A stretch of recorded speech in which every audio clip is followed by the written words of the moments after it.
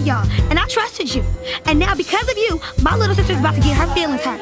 And in my opinion, this was kind of humiliating on Olay's part. Like, just kind of putting her on Front Street or putting her on display to see if her appearances were going to have a positive reaction to boys is like pretty cruel in my opinion. But of course, the thirsty boys at the mall test actually works. And I don't know what it is. I know y'all remember being in school, but it was just something about there being a new girl or a new boy at school that just made people gravitate towards that person. It's just like something new. Ooh, but I guess I just didn't realize that it was Olay, which is even worse, but I'll get into that later. Or, you know, a little bit differently, how I said in my previous video that I did on the Proud Family episode, Hip Hop Helicopter, Dejanay stuffing Zoe's butt with a pillow, or, you know, just playing into these certain beauty standards that just makes people see you or look at you differently in a way that just gets their attention. If you know what I'm talking about, you know what I'm talking about. Unfortunately for the Gross sisters, but fortunately for everybody else, without Olay as the muscle to intimidate people out of their money, because Gina is just a little tiny thing and Nubia is just all mouth, Nubia gets frustrated and decides to go get Olay back from Penny. And we see that Olay is actually a sweet person with a kind personality. She just doesn't speak. So people just assume by how she looks that she's intimidating. Now, of course, she plays a little bit into this because, you know, she got to do what her sister said or else, because we see that if she doesn't, you know, stick to the status quo, Nubia has something to say about it. So Nubia goes to Penny and her friends to confront her about changing Olay back.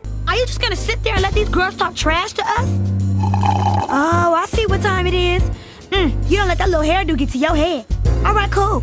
But let me remind you, you're gonna be a Gross sister for life. And this kind of just proves my point that I said earlier.